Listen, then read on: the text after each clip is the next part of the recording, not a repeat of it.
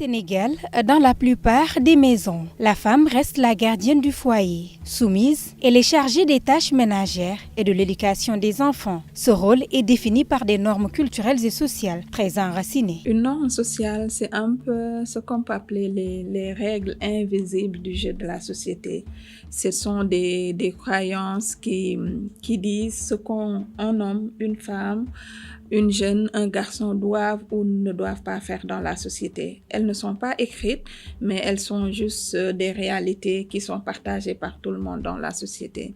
Ce qui est intéressant sur ces normes-là, qu'elles soient sociales ou culturelles, c'est le fait qu'elles peuvent changer avec le temps, avec les générations, avec les luttes. Elles peuvent changer, elles peuvent évoluer. Et pourtant, l'accès à l'éducation, conjugué à une volonté croissante de s'émanciper et de s'affirmer, a ouvert aux femmes de nouvelles perspectives, tout en préservant certaines valeurs et normes culturelles qui fondent leur identité. Étant une femme, on me rappelle souvent que j'ai raté ma vocation de femme, c'est-à-dire rester au foyer. Mais moi, je sais ce dont je suis capable. Je roule à moto pour effectuer mon travail et j'éprouve de la satisfaction à bien le faire. Que jigéen moom femme au foyer la nara doon jigéen lu ñu liggéey jigéen rek nga nara def affaire coiffure, affaire restauration, affaire lu nga xam ne jigéen la concerné, mais la tendance a changé. Da ngay gis ni jigéen yi léegi ñooy si liggéey yu bari.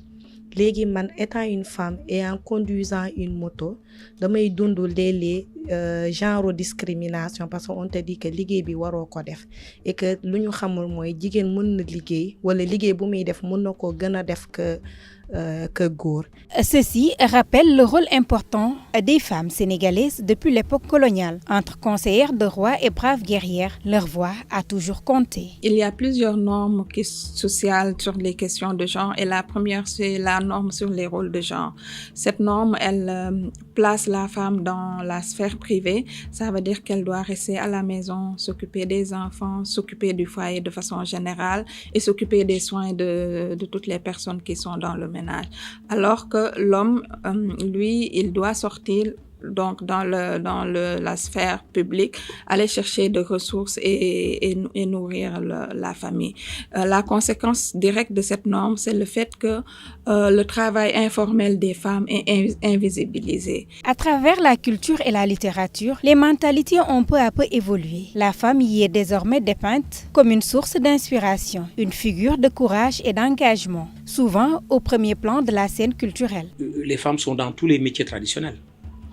Il faut donc, je crois, les prendre en charge davantage dans tous les secteurs de la vie culturelle.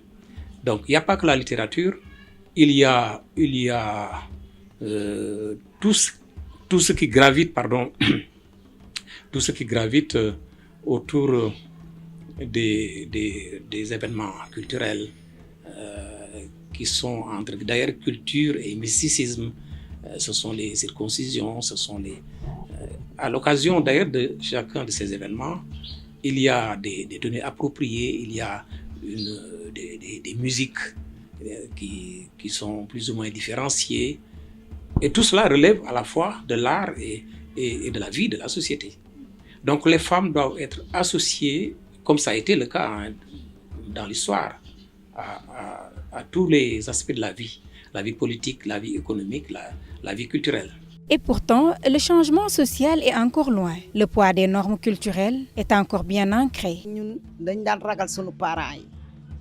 Nos mamans étaient nos modèles. Elles nous corrigent sans retenue pour faire de nous de bonnes femmes. Mais aujourd'hui, l'éducation des filles laisse à désirer. L'école et les mauvaises fréquentations n'aident pas. On était des enfants discrets, polis et bien éduqués. Mais aujourd'hui, des mamans ne pensent qu'à gagner de l'argent au détriment de l'éducation de leurs enfants.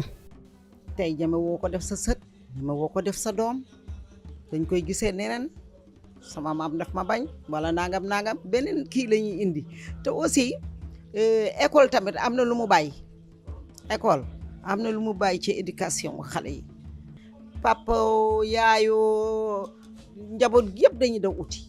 Si les progrès sont réels, les attentes demeurent fortes. Il est aujourd'hui impératif que l'État accompagne cette dynamique par des politiques publiques capables de consolider les acquis et de garantir une égalité effective. Mon avis personnel, c'est qu'il faut changer le modèle de socialisation. On peut mettre en place des lois, mais tant que on ne revoit pas la façon avec laquelle on regarde les femmes dans la société, on sera toujours dans cette stratégie de rattrapage. Aujourd'hui, il faut éduquer la petite fille à croire en elle, à savoir qu'elle n'a pas de limite, mais également à éduquer le garçon à avoir de l'empathie, du respect pour la femme, à considérer la femme comme un être qui lui est égal. Donnons toutes les chances aux filles, écoutons leurs besoins pour pouvoir les accompagner. Voilà ce qui favorise l'égalité. Amuñu chance boobu pour mën a def liggéey boobu peut-être bëgg nañ ko mais amuñu kenn ku leen di gëm kon man j'aimerais ñu gën a may cër xale jigéen yi mais ñu gën leen may nopp. Si certaines femmes restent prisonnières des traditions, d'autres, portées par l'éducation et l'ouverture sociale, réussissent à s'imposer malgré les obstacles. Elles avancent déterminées à redéfinir leur place dans la société.